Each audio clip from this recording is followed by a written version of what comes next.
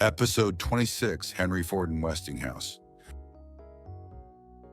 In 1879, Henry Ford, who had left his hometown of Dearborn, Detroit, Michigan, to work as a mechanical apprentice at various companies, returned home 4 years later.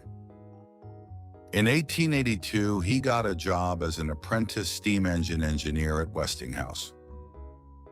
Time passed, and it was December 31st, 1885, Henry Ford had a fateful encounter.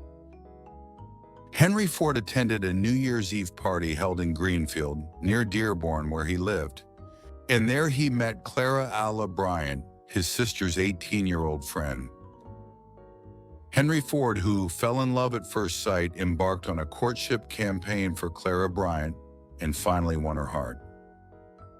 At the time, Henry Ford always told Clara Bryant about his conviction to build a horseless carriage, and she believed in and encouraged Ford, who had such a dream.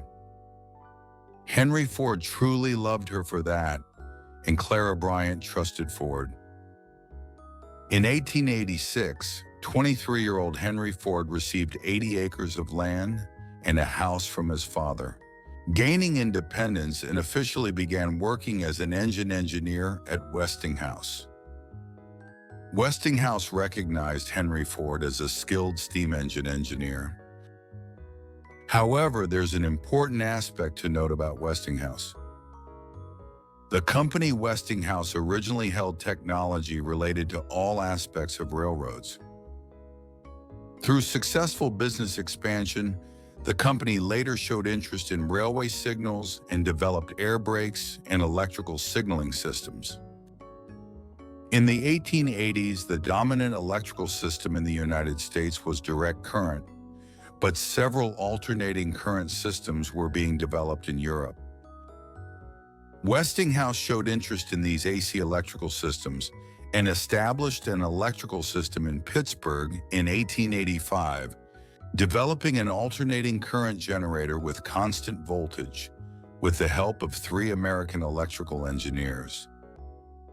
In 1886, Westinghouse, who founded the Westinghouse Electric Company, bought the patent rights for the alternating current motor from Nikola Tesla, whom the author considers one of history's greatest but ill-fated geniuses, and hired Tesla to improve and modify his motor for use in his power system.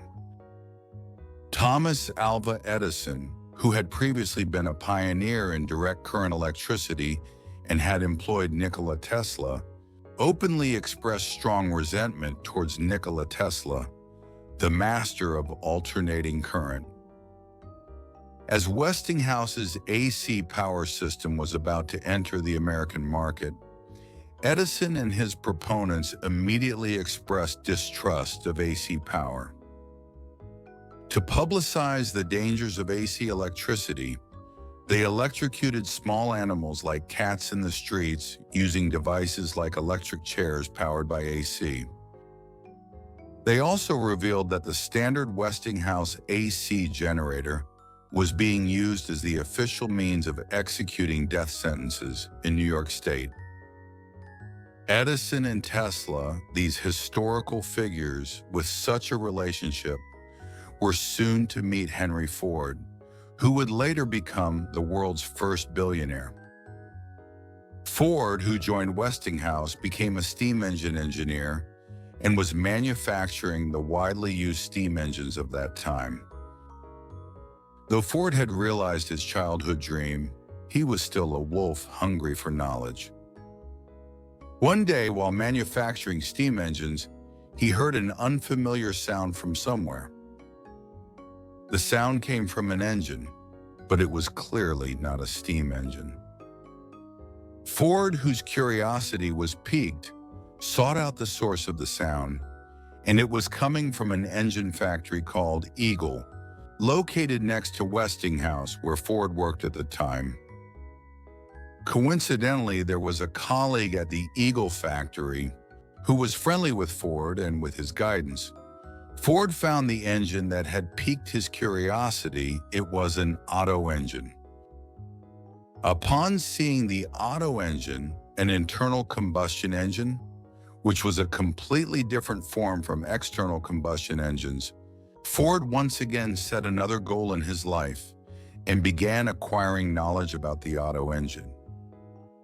Meanwhile, on April 11, 1888, 24-year-old Henry Ford married Clara Bryant at St. James Episcopal Church in Detroit after 2 years of courtship. Afterward, Henry Ford and Clara Bryant lived in Dearborn.